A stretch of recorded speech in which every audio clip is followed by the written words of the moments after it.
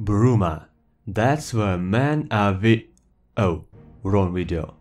Welcome everyone, and this is a short review of the first released Beyond Skyrim mod, Bruma.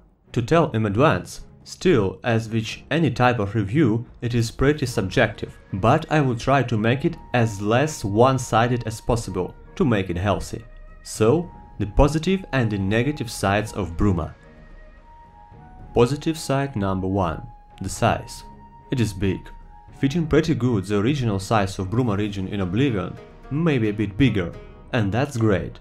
The bigger territory to explore, the better. Number 2. Interiors design and remarkable places. Well, that is maybe one of the best part of this mod.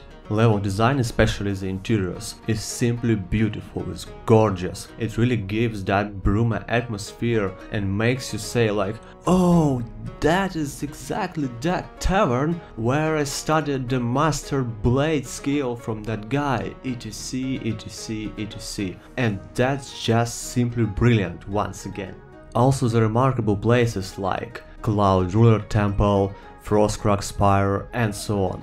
They are done really beautiful with huge attention to the details, and visiting all that places 200 years after Oblivion Crisis to look how exactly they change and how they're looking like now, it is a great feeling. Number 3. Dialogue lines and voice acting. Most of dialogue lines are written really interesting, and then add to this beautiful voice acting, as most of characters are voiced by professional or semi-professional voice actor and voiced with heart and soul. It is really noticeable. That gives you a real wish to simple wander here and there, talking to the NPCs, listening to the people's stories, history of Bruma during the last 200 years, jokes and so on. There are also decent amount of really funny or vice versa tragic characters, and their behavior and voice acting is also make you just to stay and listen. A Bard loser, Talmor with feelings, war veteran who ended as beggar, love stories and so on and so on. Beautiful. Number 4. Amount of things to do and nostalgia. Quests, dungeons, decent amount of new weapons, armors and ingredients. Bruma definitely can be called DLC-like in size. It is a great example that group of enthusiasts working together and working hard with a bright idea in their hearts can create a massive expansion that can give you noticeable amount of gameplay hours. You will discover decent amount of well-known places, and that, once again, brings a really great nostalgia feeling. Bravo! While, once again, this mod in overall is great, there are a few other moments that I also want to mention. So, the negative sides. First of all, once again, don't get me wrong.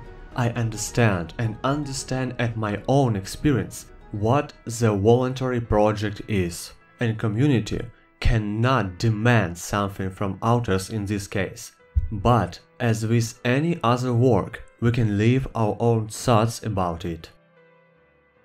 So, number 1. Huge amount of bugs and crashes. The initial release was a crash machine. Those who know me at least a bit should know that I know, let's say, something about how to make even heavy modded games stable and tweak memory allocation. But when I entered Bruma, oh man, I crashed like each 3-5 minutes. That was a bloody hell, as I wanted so much to play this mod, but I just can't.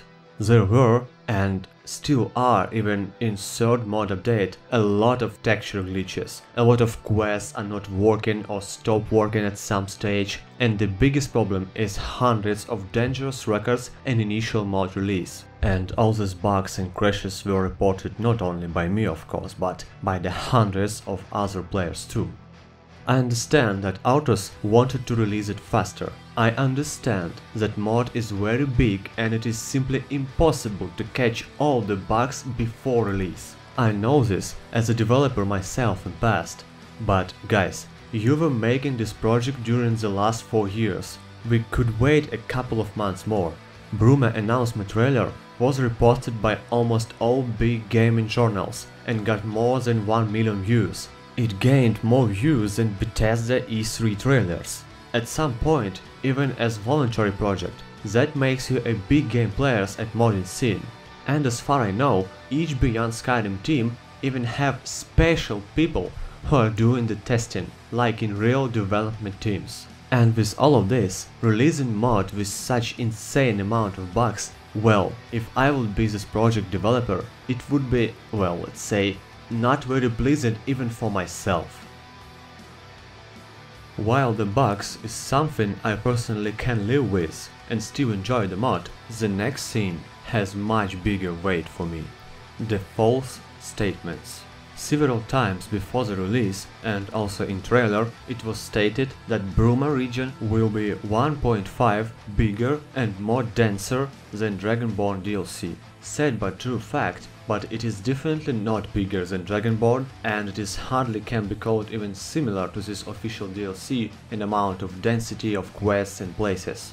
While there are some really great, funny or just noticeable quests or encounters, like Ugly Love quest, or quest inside Cloud Ruler Temple, or ambient encounter in one of Allied ruins, the main quest, something that logically should be one of the most interesting in the mod, it is literally like 1 hour long, maybe even much more shorter, like 30 or 40 minutes, if you're playing without tons of hardcore enemy mods like me. And to be honest, it is just boring.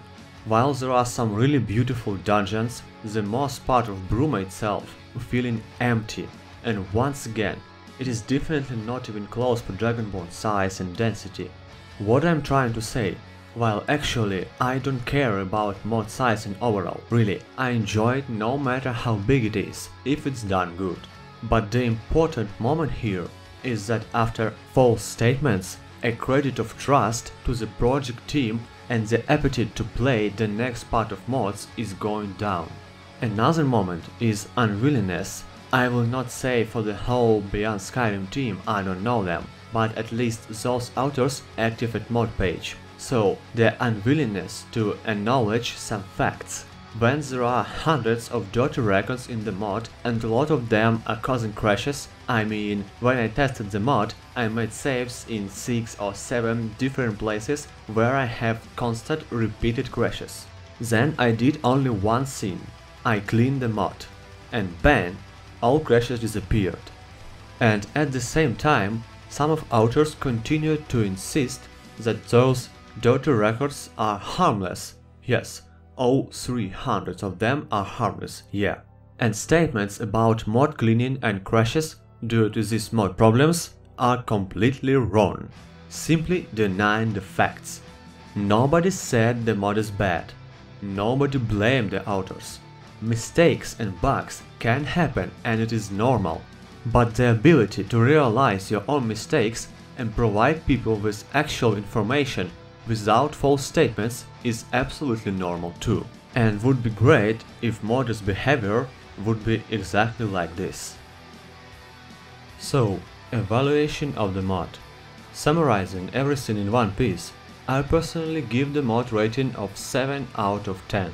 At this moment, Bruma is overrated.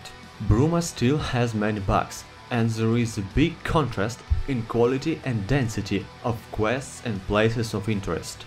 For unknown reasons, mod authors provided us with the false statements about the mod size and also rushed and released it with huge amount of bugs. But if you are still thinking, should you try to play it or not? Yes, yes and yes, you definitely should do this. It is a big, beautiful and interesting mod created with pieces of heart and soul of their authors. After Bruma, let's just wait for the release of another Beyond Skyrim parts and hope developers will learn on their mistakes. I personally heartily hope for this. Thank you for watching and listening this review, guys. Stay tuned and see you next time. Scimitar Gaming here, signing out.